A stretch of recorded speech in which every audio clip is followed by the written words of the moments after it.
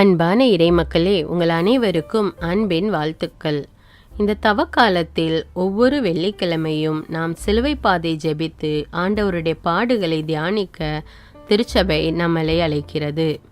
இன்று நாம் சிகரம் நோக்கிய சிலுவை பாதையை தியானித்து ஜெபிக்க இருக்கிறோம்.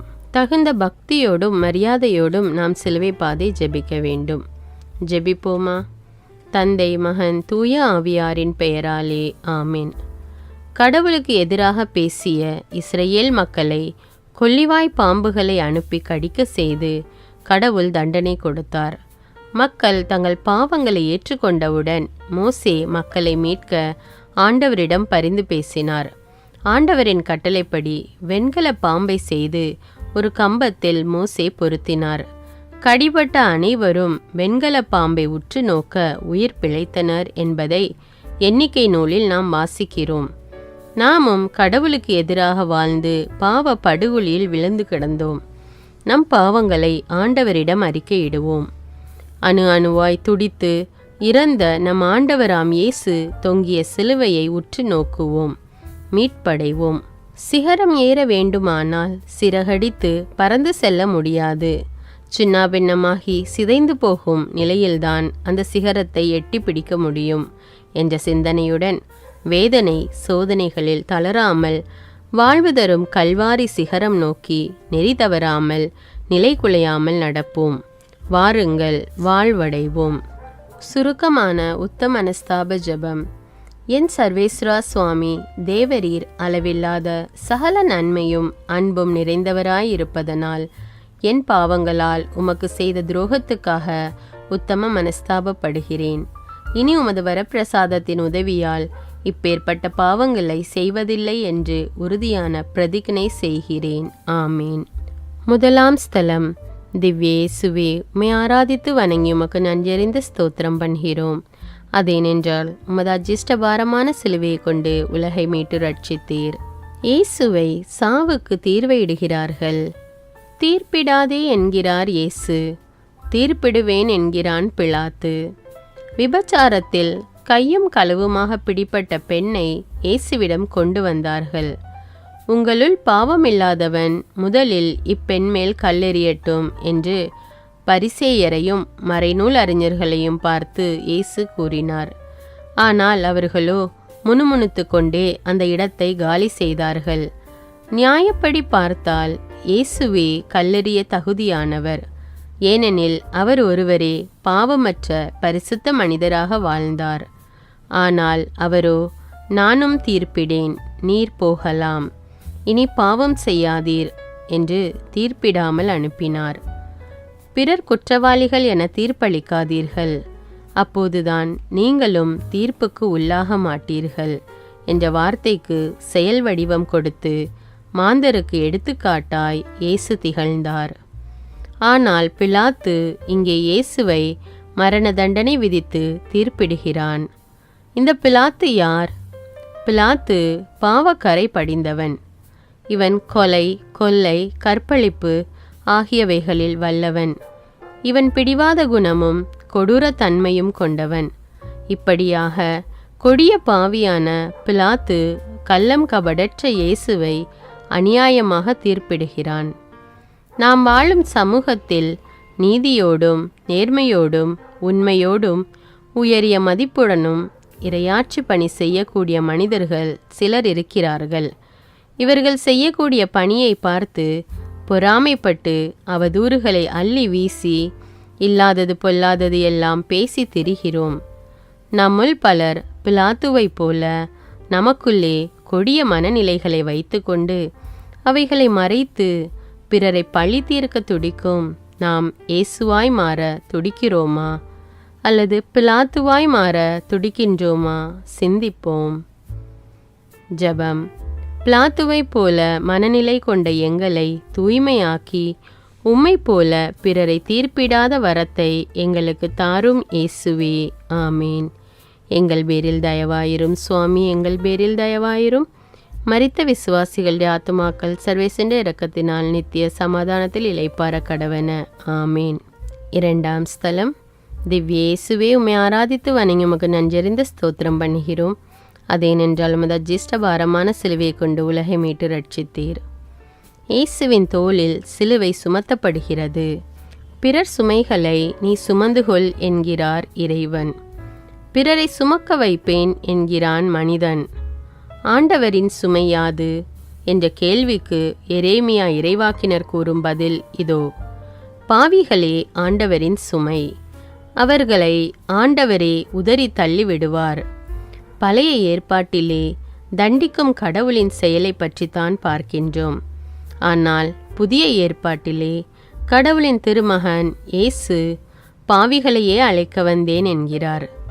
சுமை சுமந்து சோர்ந்திருப்போரே, எல்லோரும் என்னிடம் வாருங்கள், நான் உங்களுக்கு இளைப்பாறுதல் தருவேன் என்ற இயேசு தன் சொந்த மக்களின் பாவங்களை உள்ளடக்கிய சிலுவையை தான் ஒருவரே சுமந்து கொண்டு கல்வாரி நோக்கி செல்கிறார். யூதர்களோ இவன் தன்னையே கடவுள் என்று காட்டிக்கொள்கிறான். அப்ரஹாமுக்கு முன்பே தான் இருப்பதாக பேசிக்கொள்கிறான். சுமார் 66 ஆண்டுகளாக 18,000 தொழிலாளர்களின் முயற்சியிலும் உழைப்பிலும் கட்டப்பட்ட எருசலேம் தேவாலயத்தை 3 நாட்களில் இடித்து திரும்ப கட்டுவேன் என்கிறான். இவன் பேய் பிடித்தவன், பெருந்தீனிக்காரன் என்றெல்லாம் கூறி இயேசுவின் மீது பழி சுமத்தினார்கள். இயேசுவின் வார்த்தைகள் செல்வாக்கு படைத்த பல மனிதர்களை தொந்தரவு செய்த காரணத்தினால் இயேசுதான் நமக்கு பாரம், இந்த பாரத்தை கொல்கொதா பாறாங்கல்லின் மீது போட்டு சுக்கு நூறாக்க வேண்டும் என்ற நினைப்பில் சிலுவையை சுமத்தினார்கள். அன்பு குழந்தையை தூக்கி தோளில் போடுவது போல தன் குழந்தையின் பாவங்கள் அடங்கிய சிலுவையை தோள்மேல் ஏற்றி வீர நடை போடுகிறார் இயேசு. நீங்கள் செய்வது தவறு, திருத்திக் கொள்ளுங்கள் என்று மரியாதையோடு சொல்லும் வார்த்தைகளை கேட்காமல் தன் குறைகளை மறைத்து பிறர் மீது வீண் பழி சுமத்தி நான் தான் நீதிமான், இயேசுவுக்கு பயந்தவன், மரியின் பிள்ளை நான் என்று மார்த்தட்டி கொள்ளும் நாம் இனி வரும் காலங்களிலாவது பிறர் மேல் வீணான சுமைகளை சுமத்தாமல் பார்த்து கொள்வோமா? சிந்திப்போம். ஜெபம். தீயவர்களைப் போல பழிவாங்கும் போக்கில் நாங்கள் ஈடுபடாமல் உம்மை போல பிறர் சுமைகளை சுமக்க வரம் தாரும் இயேசுவே. ஆமேன். எங்கள் பேரில் தயவாயிரும் சுவாமி, எங்கள் பேரில் தயவாயிரும். மரித்த விசுவாசிகளுடைய ஆத்துமாக்கள் சர்வேசின் இரக்கத்தினால் நித்திய சமாதானத்தில் இளைப்பார கடவன. ஆமேன். 3ஆம் நிலை. திவ்யேசுவே, உம்மை ஆராதித்து வணங்கி உமக்கு நன்றறிந்த ஸ்தோத்திரம் பண்ணுகிறோம். அதேனென்றால் உமது அஜ்ஜிஷ்ட பாரமான சிலுவையை கொண்டு உலகை மீட்டு ரட்சித்தீர். இயேசு முதல் முறை தரையில் விழுகிறார். எழுந்து நடங்கள் என்கிறார் இயேசு. எழவிட மாட்டோம் என்கிறார்கள் மனிதர்கள். பசியால் யாரும் சோர்ந்து விழக்கூடாது என்பதை அறிந்த இயேசு 5 அப்பங்களை கொண்டு 5000 பேருக்கு உணவளிக்கிறார். இத்தகைய வியப்பான செயலை செய்த இயேசு பாவமில்லாமல் சிலுவையின் பாரத்தால் சோர்ந்து விழுகிறார். தூக்கிவிட யாரும் இல்லை. ஆனால் தூக்கி போட்டு மிதிக்க படை வீரர்கள் இருந்தனர். ஆடுகளாகிய நம்மை தன் தோளின் மீது தூக்கி சுமந்தவரை சாட்டையால் அடித்தார்கள், கால்களால் உதைத்து நைய புடைத்தார்கள், காரி துப்பினார்கள் கயவர்கள். உடலின் வலியை தாங்கிக் கொண்டாலும் தம் சீடர்களால் தனக்கு ஏற்பட்டுள்ள வலிதான் அவரை கீழே தள்ளியது. எல்லோரும் உம்மை விட்டு ஓடிப்போய் விட்டாலும் நான் ஒருபோதும் போக மாட்டேன் என்று தன்னை மறுதலித்த பேதுருவை நினைத்து பார்த்தார். நாமும் செல்வோம், அவரோடு இறப்போம் என்று வீரமாய் பேசிய தோமாவை நினைத்து பார்த்தார். நான் தந்தையினுள்ளும் தந்தை என்னுள்ளும் இருப்பதை உணராமல் ஓடிப்போன பிலிப்பை நினைத்து பார்த்தார். வேதனையில் ஓவென அழுதார். யார் உன்னை விட்டு பிரிந்தாலும் உன்னை ஒருபோதும் நான் கைவிடேன் என்ற தந்தையின் வார்த்தையை நினைத்து வீறு கொண்டு தந்தையின் லட்சியத்தை செயல்படுத்த எழுகிறார் நம் மீட்பர் இயேசு.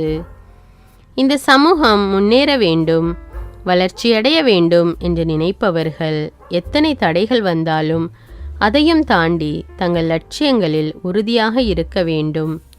பொறுப்பில் இருந்தால் நாம் நிம்மதியாக இருக்க முடியாது என்று பொறுப்பேற்காமல் தங்கள் கடமையை தட்டி கழிப்பவர்கள் நம் சமூகத்தில் உண்டு. பொறுப்பேற்காமல் இருந்தாலும் பொறுப்பில் உள்ளவர்களை பணி செய்ய உற்சாகப்படுத்த வேண்டும். அவர்கள் முன்னேற நாம் வழிவிடுவோம். முடியாவிட்டால் ஒதுங்கி நிற்போம். இளையோர் எடுக்கும் திட்டங்கள், தீர்மானங்கள், முயற்சிகள், முடிவுகள் இவைகளை பெரியோர் அலசி ஆராய்ந்து உடனிருந்து அவர்களை ஊக்கப்படுத்தி கீழே விழாதவாறு நாம் பார்த்து கொண்டால் சமூகத்தின் பல அவல நிலைகளை மாற்றலாம். லட்சிய வீரர்கள் நடந்து செல்லும் பாதையில் நாம் படிக்கற்களா, தடை கற்களா? சிந்திப்போம். ஜெபம். உம்முடைய வெற்றி பாதையில் தடை கற்களாக இருந்தவர்களைப் போல் நாங்களும் வாழாமல் இளையோரின் படிக்கற்களாக வாழ வரம் தாரும் இயேசுவே. ஆமீன். எங்கள் பேரில் தயவாயிரும் சுவாமி, எங்கள் பேரில் தயவாயிரும். மரித்த விசுவாசிகளுடைய ஆத்துமாக்கள் சர்வேசின் இரக்கத்தினால் நித்திய சமாதானத்தில் இளைப்பார கடவன. ஆமீன். 4ஆம் நிலை. திவ்யேசுவே, உம்மை ஆராதித்து வணங்கி உமக்கு நன்றறிந்து ஸ்தோத்திரம் பண்ணுகிறோம். அதேனென்றால் உமது அஜிஷ்டபாரமான சிலுவை கொண்டு உலகை மீட்டு ரட்சித்தீர். இயேசு அன்னை மரியாவை சந்தித்து ஆறுதல் பெறுகிறார். தாய் தந்தையை நேசி என்கிறார் இயேசு. நேசிக்க மாட்டேன் என்கிறான் மனிதன். இயேசு பாலூட்டி பாராட்டி வளர்த்த தம் அன்பு தாயை சந்திக்கிறார். உன் லட்சியத்தில் வெற்றி பெற என் உடனிருப்பு உண்டு என்பதை தாய் மரியா இறுதி கட்டத்திலும் உணர்த்துகிறார். நன்றி பெருக்கோடு தன் அம்மாவை உற்று நோக்குகிறார். தன் குழந்தையின் கண்ணீரை கண்டாலே கதி கலங்கி போகும் சாதாரண தாயை நாம் பார்க்கின்றோம். தன் மகனின் செந்நீரை கண்டும் மயக்கமடையாமல் சிலை போல் நிற்கும் தம் அன்பு தாயின் வீரத்தை வியந்து பார்க்கிறார். கீழே விழுந்தேன், ஆனாலும் எதிலும் தளர்வுறாத உங்கள் முகத்தை கண்டபோது நான் எழுந்தேன். அம்மா, உங்களுக்கும் அப்பாவுக்கும் நான் பணிந்து நடந்தேன். ஏனெனில் நீங்கள் இருவருமே இந்த திட்டத்திற்கு பணிந்தீர்கள். இப்போதும் அதே பணிவுடன் தான் விண்ணக தந்தையின் திட்டத்தை நிறைவேற்றுகின்றேன். அம்மா, நான் உங்களிடம்தான் கற்றுக்கொண்டேன். அம்மா, சீடர்களிடம் உங்களை விட்டு செல்கிறேன். அப்போதுதான் அவர்களும் இறை திட்டத்தை ஒதுக்காமல் எத்தகைய சவால்களையும் சந்திப்பார்கள். அம்மா, உங்களின் உடனிருப்பு இருந்தால் போதும், உலகமே உருமாறும். நன்றி அம்மா. தாய் தந்தை நம்மையெல்லாம் எப்படி வளர்த்து விட்டார்கள் என்பதை நாம் மறந்து போகின்றோமே. நாம் வளரும்போது அவர்கள் நம் குழந்தைகள் என்பதை அறிய மாட்டோமா? நாம் தான் பொறுப்போடு அவர்களை கவனிக்க வேண்டும். எத்தனை இல்லங்கள் தோன்றினாலும் பொறுத்து கொள்ளலாம். ஆனால் முதியோர் இல்லங்கள் உருவாவதை ஊக்கப்படுத்த முடியாது. உண்மையிலே நாம் வளர்ந்திருக்கிறோம் என்றால், உயர்ந்து வந்திருக்கிறோம் என்றால், காரணமான ஏணிப்படியாம் நம் பெற்றோரை எட்டி உதைக்கும் நம் மனநிலையை மாற்ற முன் வருவோமா? ஜெபம். பெற்றோர்களின் எண்ணங்களையும் ஏக்கங்களையும் நிறைவு செய்யும்போது இறைவனின் திட்டத்தை நிறைவு செய்கிறோம் என்பதை உணர வரம் தாரும் இயேசுவே. ஆமீன். எங்கள் பேரில் தயவாயிரும் சுவாமி, எங்கள் பேரில் தயவாயிரும். மரித்த விசுவாசிகளுடைய ஆத்துமாக்கள் சர்வேசின் இரக்கத்தினால் நித்திய சமாதானத்தில் இளைப்பார கடவன. ஆமீன். 5ஆம் நிலை. திவ்யேசுவே, உம்மை ஆராதித்து வணங்கி உமக்கு நன்றறிந்து ஸ்தோத்திரம் பண்ணுகிறோம். அதேனென்றால் உமது அஜிஷ்ட பாரமான சிலுவை கொண்டு உலகை மீட்டு ரட்சித்தீர். இயேசுவின் சிலுவையை சுமந்து சீமோன் உதவுகிறார். உதவி செய் என்கிறார் இயேசு. உதவ மாட்டேன் என்கிறான் மனிதன். வெந்த புண்ணிலே வேல் பாய்ச்சுகின்ற மனிதர்கள் பலர் வாழும் பூமி இது. ஏற்கனவே வயல்வெளியில் பாடுபட்டு உழைத்து சற்று ஓய்வெடுக்கலாம் என்று வந்த சீரேன் ஊரை சேர்ந்த சீமோனை படை வீரர்கள் கட்டாயப்படுத்தி சிலுவையை சுமக்க வைக்கின்றனர். வேண்டா வெறுப்போடு சிலுவை சுமக்க முன்வந்தாலும் போக போக மனம் தளராமல் சிரமுயர்த்தி சீரிய மனதுடன் சிலுவை சுமந்து சென்றார் சீமோன். எத்தனையோ மக்களின் பாரங்களை சுமந்த இந்த இயேசுவின் பாரத்தை சுமக்க நான் என்ன பேறு பெற்றேனோ! இயேசுவின் துன்பத்தில் என்னையும் இணைத்து கொள்ள எனக்கு ஒரு வாய்ப்பு கிடைத்ததே. துவண்டு போன இயேசுவே, நான் சுமக்க உதவுகிறேன். என் வழி எனக்கு பெரிதில்லை, உம் வழிதான் இந்த சிலுவை சுமக்க வலிமையை தருகிறது. உம்மோடு நானும் வருவேன் என்று சொன்ன சீமோன் சிரம் தாழ்த்தி வணங்கப்பட வேண்டியவர் என்பதில் எல்லளவும் ஐயமில்லை. சீமோன் உயரிய பாடத்தை கற்றுத்தருகிறார். எங்கள் வீட்டு கஷ்டத்தையே சமாளிக்க முடியல, எப்படிங்க அடுத்த வீட்டு கஷ்டத்தில் பங்கு பெறுவது என்று தன் நிலையை நியாயப்படுத்துகிறவர்களுக்கு சீமோன் நல்ல பதிலடியை தந்திருக்கிறார். சீமோனின் குணமாக நம் குணத்தை மாற்றி பிறருக்கு உதவ முன் வருவோமா? ஜெபம்.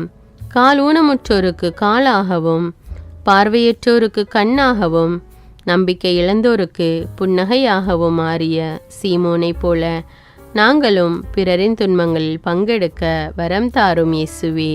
ஆமீன். எங்கள் பேரில் தயவாயிரும் சுவாமி, எங்கள் பேரில் தயவாயிரும். மரித்த விசுவாசிகள் ஆத்துமாக்கள் சர்வேசின் இரக்கத்தினால் நித்திய சமாதானத்தில் இளைப்பார கடவன. ஆமீன். 6ஆம் நிலை. திவ்யேசுவே, உம்மை ஆராதித்து வணங்கி உமக்கு நன்றறிந்த ஸ்தோத்திரம் பண்ணுகிறோம்.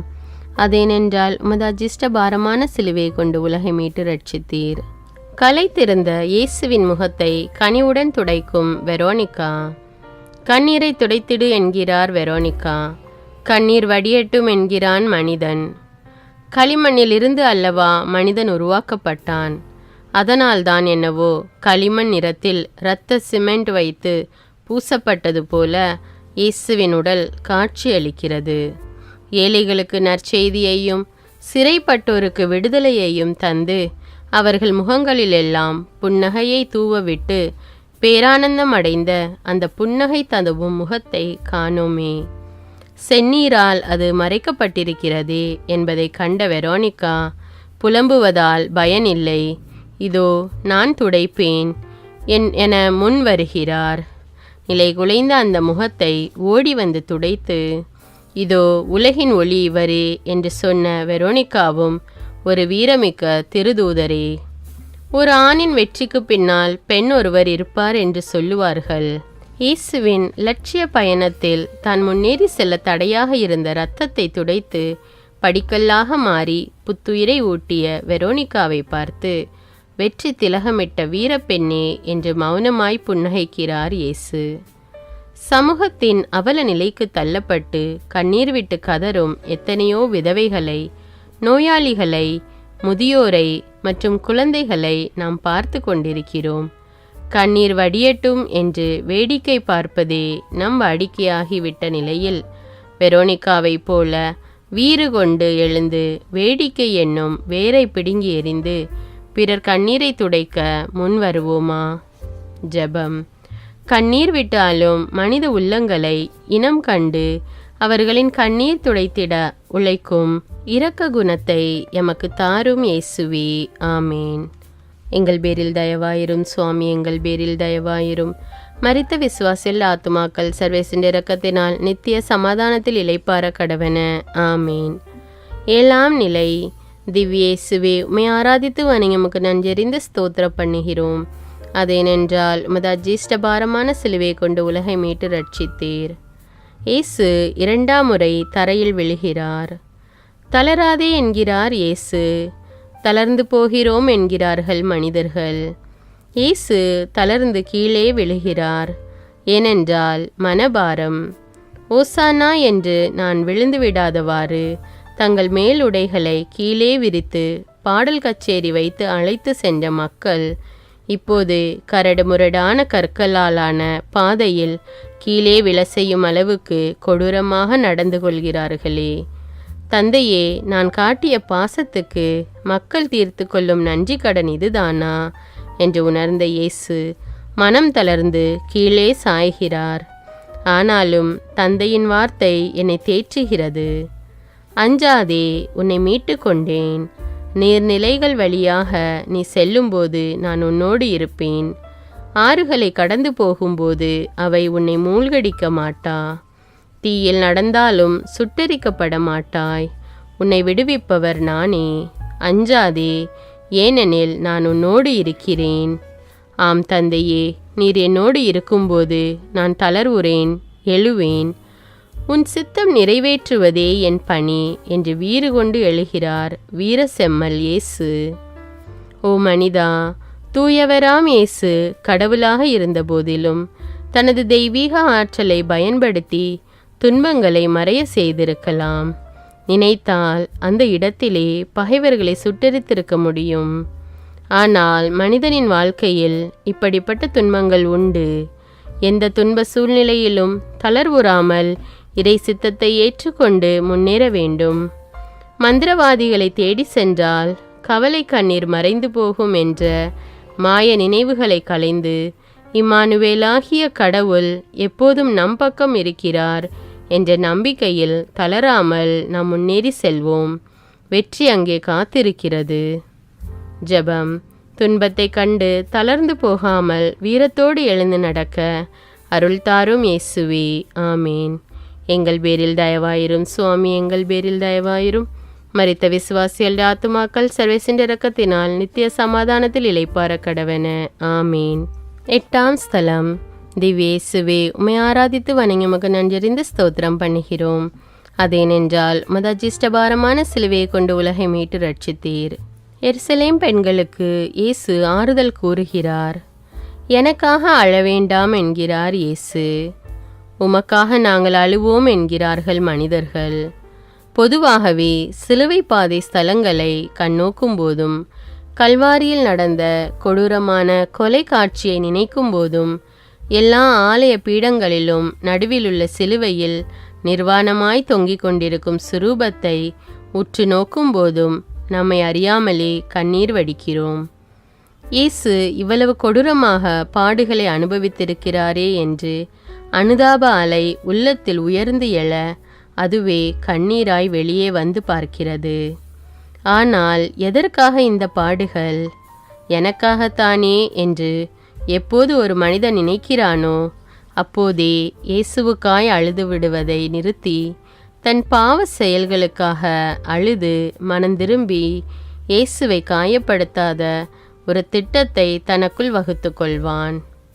கோழி தன் குஞ்சுகளை தன் இறக்கைக்குள் கட்டி சேர்ப்பது போல நானும் மக்களை அரவணைத்து கொள்ள எத்தனையோ முறை விரும்பினேன். உனக்கு விருப்பம் இல்லையே. அலங்கோலமான கோலத்தில் உள்ள என்னை கண்டு அனுதாபத்தால் அழுவது எனக்கு எந்த மகிழ்ச்சியும் தராது. உங்களுடைய பாவ தழும்புகளை என் மீது நான் ஏற்றுக்கொண்ட காரணத்தினால்தான் இத்தகைய அவமான சின்னத்தை சுமந்து அலங்கோலமாய் நிற்கிறேன். இனியும் எனக்காக அழுவதை நிறுத்திவிட்டு உங்கள் பாவங்களுக்காய் மனம் நொந்து அழுங்கள் என்கிறார் இயேசு. இந்த தவக்காலத்தில் நம் வாழ்க்கையை திருப்பி பார்ப்போமா? நம் வாழ்வை திருத்த முன் வருவோமா? ஜெபம். அன்பு இயேசுவே, பிறரது துன்பத்தை கண்டு அனுதாபத்தோடு நிறுத்திவிடாமல் துன்பத்தில் உடனிருக்க வரம் தாரும். ஆமேன். எங்கள் பேரில் தயவாயிரும் சுவாமி, எங்கள் பேரில் தயவாயிரும். மரித்த விசுவாசிகள் ஆத்துமாக்கள் சர்வேசின் இரக்கத்தினால் நித்திய சமாதானத்தில் இளைப்பார கடவன. ஆமேன். 9ஆம் ஸ்தலம்.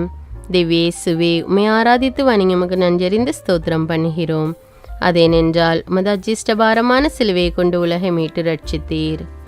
இயேசு 3ஆம் முறை தரையில் விழுகிறார். நம்பிக்கையோடு இருங்கள் என்கிறார் இயேசு. நம்பிக்கையா? அது என்ன என்கிறார்கள் மனிதர்கள். ஆண்டவர் இயேசுவை கொலை செய்யும் நோக்குடன் கொல்கதா நோக்கி கொண்டு செல்லும் கொலை பாதகர்கள் சாட்டைகளாலும் தடிகளாலும் தாக்கியதில் இயேசு பல முறை கீழே விழுந்திருக்கலாம். 3ஆம் முறை இயேசு கீழே விழுவதாக இங்கு நாம் பார்க்கிறோம்.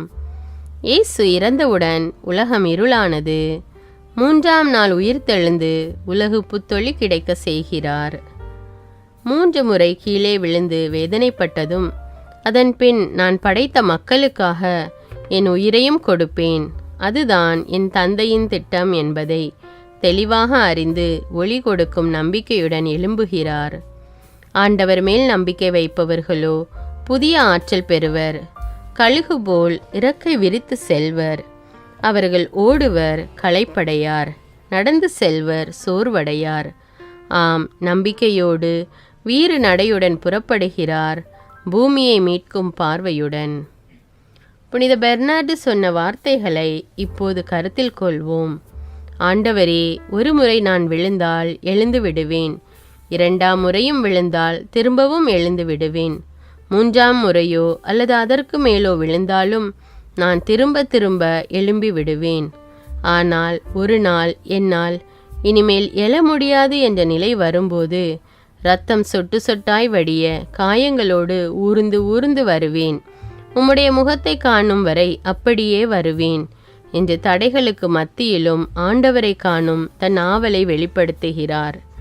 அன்பானவர்களே, கடவுள் நம்மிடம் பதக்கங்களையும் பட்டங்களையும் எதிர்பார்க்கவில்லை, காயங்களைத்தான் எதிர்பார்க்கிறார். காயங்கள் ஏற்படும்போது நம்பிக்கையில் அசைவுறாமல் அந்த ஆண்டவரிடமே அடைக்கலம் புகுவோம். அவரே காயங்களை கட்டுகின்ற மருத்துவர் என்ற நம்பிக்கையில் வாழ முயற்சிப்போம். ஜெபம்.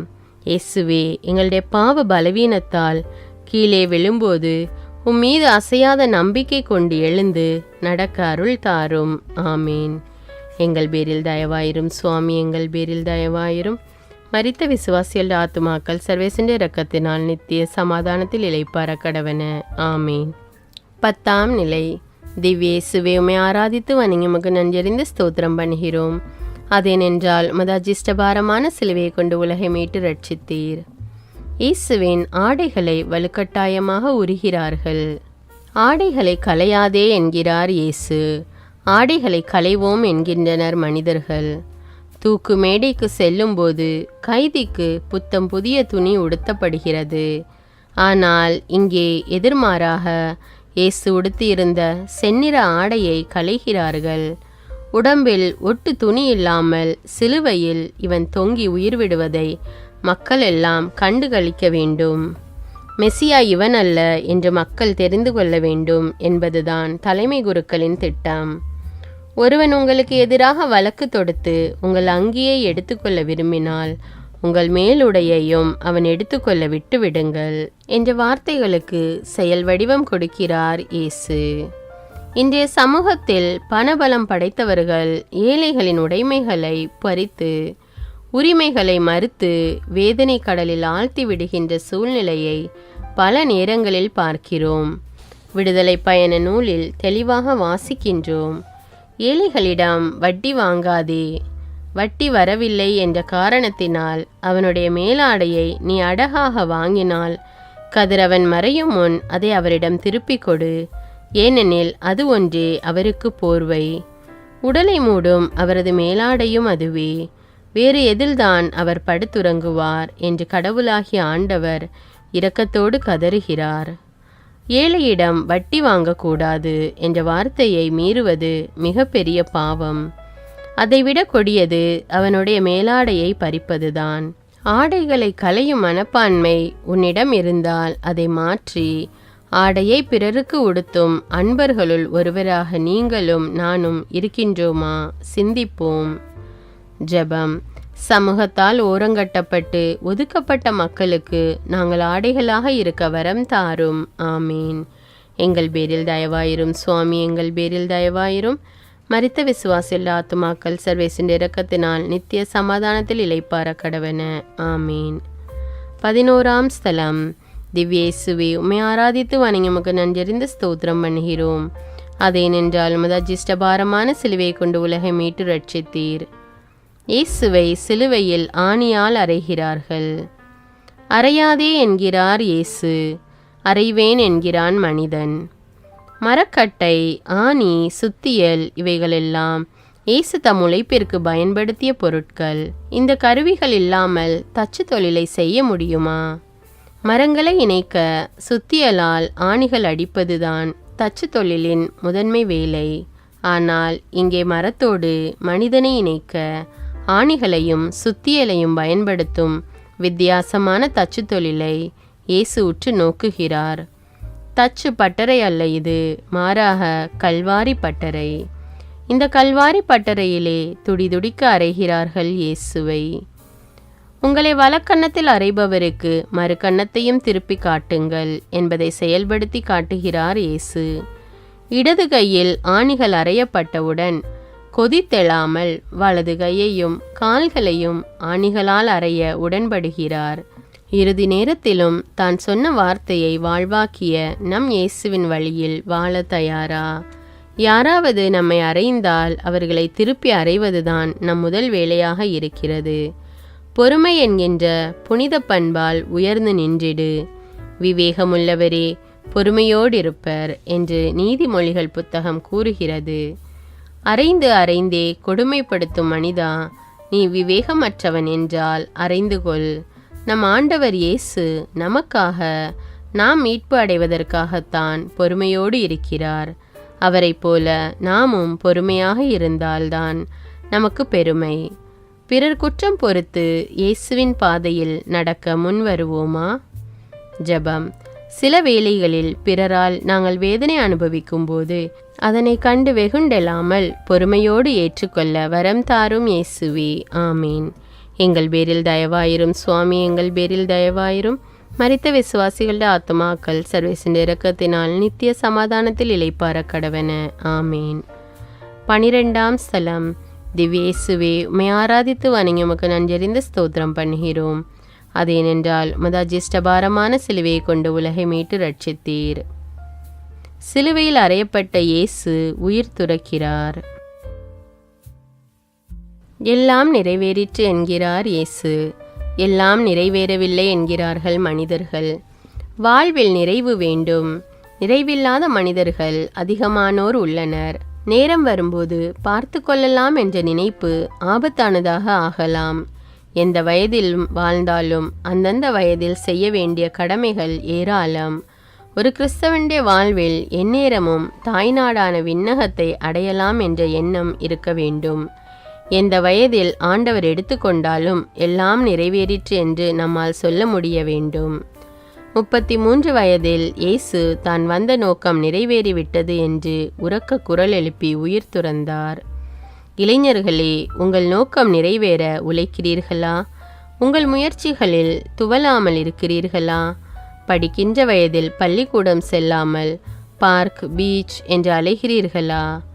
இளைஞர்களே, உங்களுக்கு தெரிந்த ஒரு சின்ன வேலையை கொண்டு சம்பாதிக்க முன் வருகிறீர்களா? படிப்பிற்கேற்ற வேலை கிடைக்கவில்லை என்று நேரத்தை வீணடித்து கொண்டிருக்கிறீர்களா? நேரம் போகவில்லையே என்று பாரத்தோடு இருக்கிறீர்களா? அல்லது குடும்பங்களில், தெருக்களில், பங்குகளில் குழப்பத்தை ஏற்படுத்தி கொண்டிருக்கிறீர்களா? பெற்றோர் தரும் பொறுப்புகளை ஏற்றுக்கொள்கிறீர்களா? முதியோர் சொல்லை ஏளனம் செய்கிறீர்களா? இவ்வளவு கேள்விகளுக்கும் ஆம் என்று பதிலளித்தால் உங்கள் வாழ்வில் நிறைவு இல்லை, உங்கள் லட்சியங்களும் நிறைவேறவில்லை என்றுதான் அர்த்தம். தூய பவுலைப் போல என் நிலையிலும் மன நிறைவோடு வாழ கற்றுக்கொள்வோம்.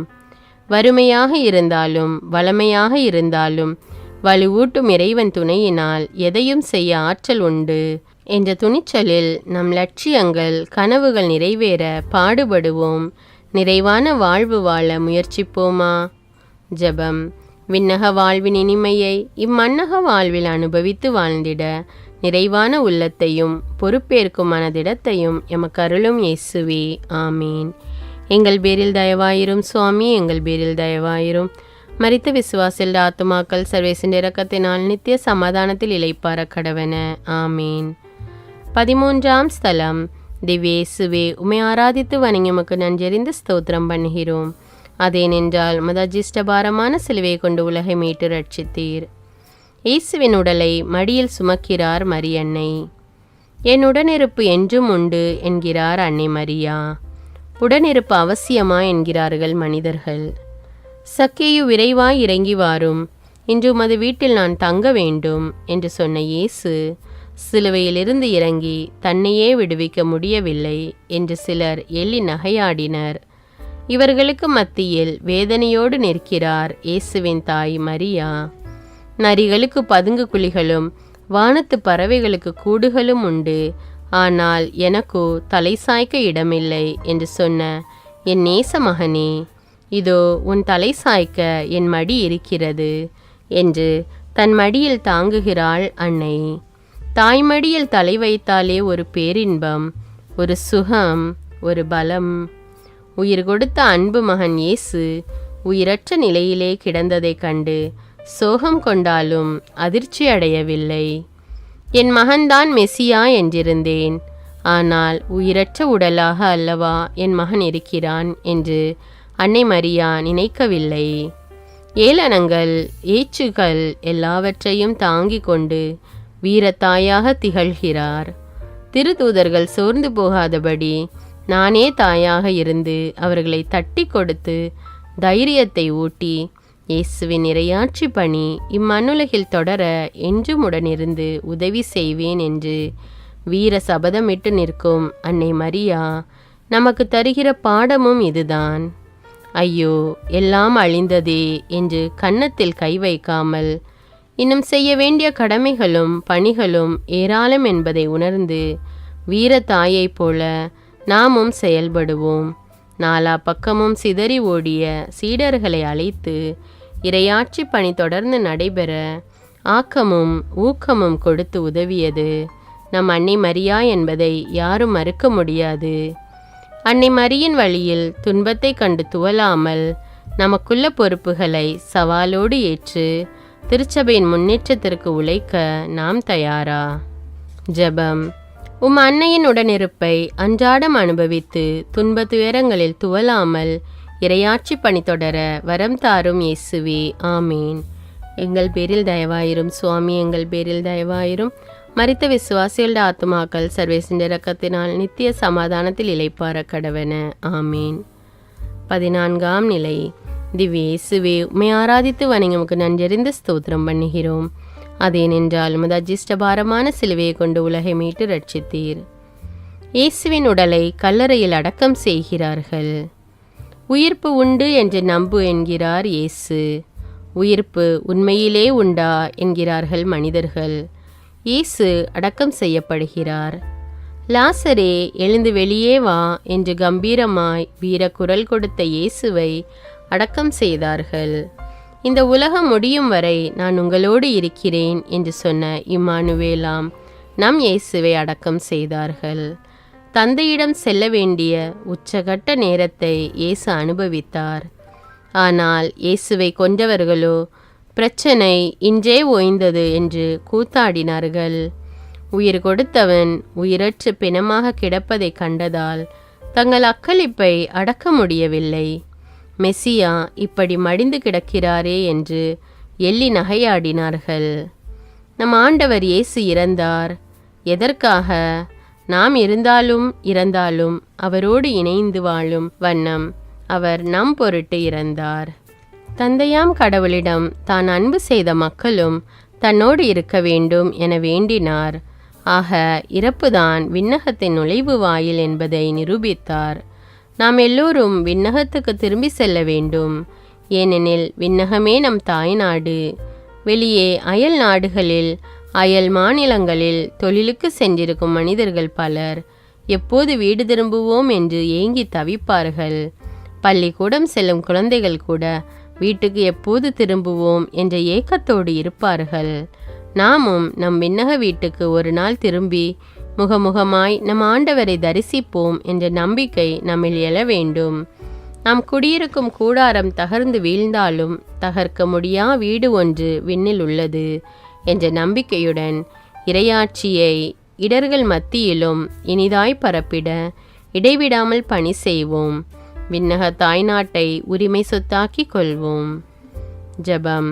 தோல்விக்கு பின் வெற்றி என்பது போல இறப்புக்கு பின் உயிர்ப்பு என்பதில் நாங்கள் ஆழமான நம்பிக்கை கொள்ளவும் அதற்காக தேடல்களை நோக்கி எங்கள் வாழ்வை பயணிக்கவும் வரம் தாரும் இயேசுவே, ஆமீன். எங்கள் பேரில் தயவாயிரும் சுவாமி, எங்கள் பேரில் தயவாயிரும். மரித்த விசுவாசில் ஆத்துமாக்கள் சர்வேசின் இரக்கத்தினால் நித்திய சமாதானத்தில் இளைப்பார கடவன, ஆமீன். திருத்தந்தையின் கருத்துக்களுக்காக வேண்டிக் கொள்வோம். விண்ணுலகில் இருக்கிற எங்கள் தந்தையே, உமது பெயர் தூயதென போற்ற பெறுக. உமது ஆட்சி வருக. உமது திருவுளம் விண்ணுலகில் நிறைவேறுவது போல மண்ணுலகிலும் நிறைவேறுக.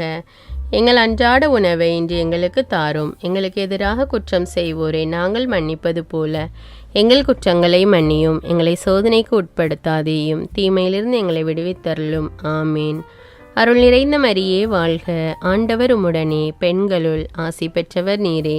உம்முடைய திருவயிற்றின் கனியாகிய இயேசுவும் ஆசி பெற்றவரே. புனித மரியே, இறைவனின் தாயே, பாவிகளாயிருக்கிற எங்களுக்காக இப்பொழுதும் எங்கள் இறப்பின் வேளையிலும் வேண்டிக் கொள்ளும், ஆமீன். தந்தைக்கும் மகனுக்கும் தூய ஆவியாருக்கும் ஆட்சி உண்டாவதாக. தொடக்கத்தில் இருந்தது போல இப்பொழுதும் எப்பொழுதும் என்றென்றும் இருப்பதாக. ஆமீன். தந்தை மகன் தூய ஆவியாரின் பெயராலே ஆமீன். அன்றாட திருப்பலி வாசகங்களை தினமும் பார்த்து கேட்டு பயன்பெற தமிழ் பைபிள் விஸ்டம் சேனலை சப்ஸ்கிரைப் செய்து கொள்ளுங்கள்.